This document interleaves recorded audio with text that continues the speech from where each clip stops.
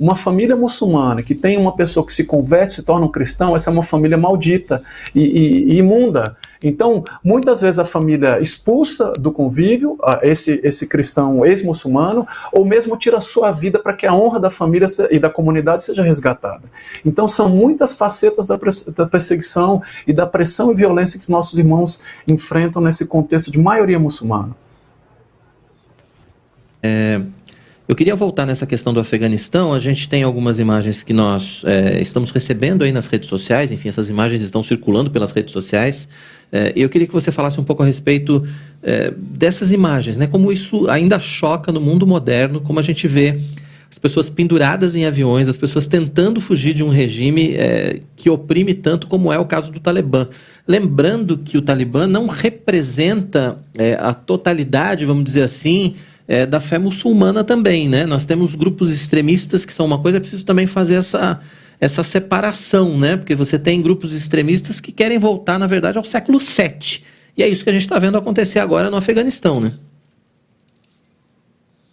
Fazer o comentário que são revoltantes. É importante verificar a fonte, eu tenho certeza que vocês verificaram, porque tem muita coisa circulando aí do Estado Islâmico e tal, que não se refere a essa realidade. Exato. Mas 90%, as estatísticas que são disponíveis dizem que 90% dos muçulmanos não são radicais. Eles seguem a sua fé, como eu falei, eles precisam das nossas orações para que encontrem Jesus, para que encontrem a verdade da Bíblia. Eles estão procurando um lugar errado, com todo o respeito. E nós conhecemos a verdade da palavra. A verdade, eu sou o caminho, a verdade e a vida, ninguém vem ao Pai senão por mim. Nós conhecemos Jesus e Yeshua, que é isso, né, e Isa, que é mencionado no Alcorão também. Então eles precisam conhecer essa verdade. Então 90% não são radicais. 10%, eu não vou falar apenas porque já é um grande montante. 10% são radicais. Tá? Então a situação no Afeganistão. A maior parte dessas pessoas que estão querendo fugir não são cristãs.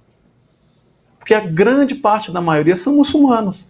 Então imagina, para essas pessoas, que são grande parte da população, a situação ficou tensa, para eles se arriscarem, segurar nas asas. Infelizmente a gente viu essas cenas aí, eles se arriscarem a ficar na frente de um avião, já corre risco com isso, se pendurar nas asas, a gente viu pessoas caindo dos céus, que situação terrível. Deus tem misericórdia dessas famílias. Mas o desespero era tão grande para essas pessoas que não são cristãs, que eles fizeram de tudo para fugir do país. Imagina a situação para os cristãos que já eram oprimidos. Os cristãos secretos no Afeganistão, eles são especialmente vulneráveis. Antes do governo talibã, eles já tinham muita dificuldade de praticar a fé cristã.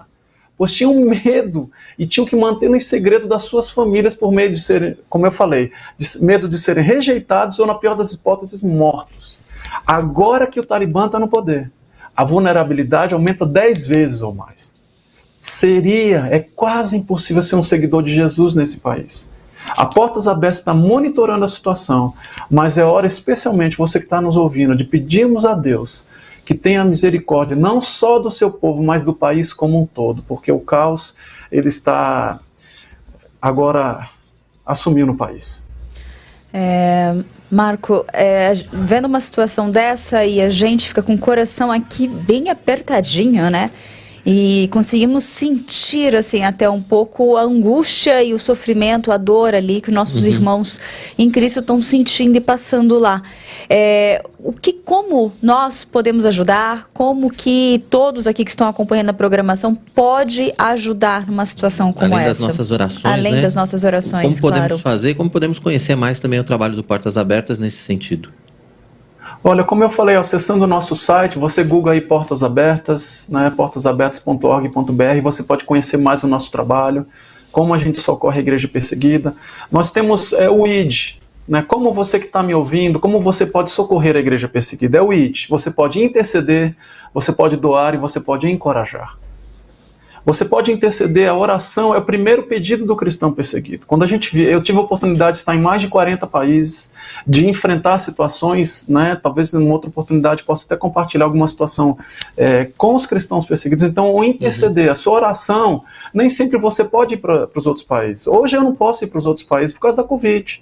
Então, a sua intercessão é o primeiro pedido do cristão perseguido. E a sua oração tem muito vale em sua eficácia a oração do justo. Então interceda.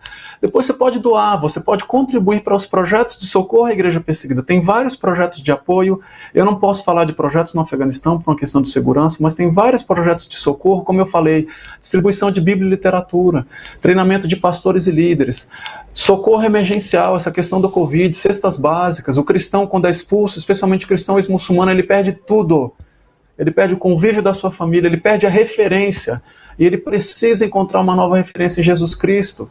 E aí passa pelo discipulado, e aí cestas básicas, uma recolocação no mercado, né, um apoio. Às vezes ele até é obrigado a evacuar o seu próprio país. Então, a doação para os projetos de socorro e encorajamento. Você pode encorajar o cristão perseguido. Como eu falei, de viagens até os países quando é permitido, agora não é permitido, ou você pode participar de campanhas de cartões de encorajamento ao cristão perseguido. Então, o ID, interceder, doar e encorajar.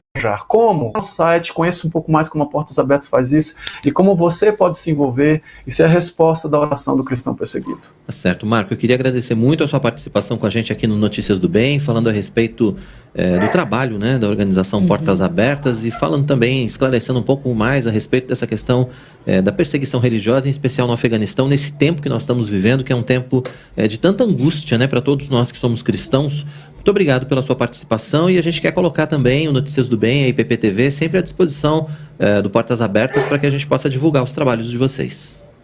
Obrigado, queridos, pela oportunidade. Deus abençoe e continue intercedendo pelos nossos irmãos perseguidos. Deus abençoe a todos. Tá certo, amém. Marco Cruz, CEO da organização Portas Abertas, participando com a gente aqui no nosso Notícias do Bem, né, Tainá? Exatamente, muito bom ter essas informações, ter essa notícia e saber a real situação, gente, para que a gente possa saber como ajudar. Às vezes a gente conversa, fala e compartilha nas redes sociais informações, mas às vezes ficamos sem saber qual iniciativa tomar, qual organização ajudar, né? E uma coisa que o Marco falou, né? Muitas vezes a gente vê muita coisa errada nas redes sociais, muita coisa que não tem a ver, e às vezes a gente deixa de ter as informações corretas, que às vezes são mais chocantes até para a nossa vida como cristãos do que as fake news que às vezes são espalhadas por aí, porque a gente viu na fala do Marco realmente a urgência que nós temos de cumprir o ID sobre todos os aspectos. Exatamente.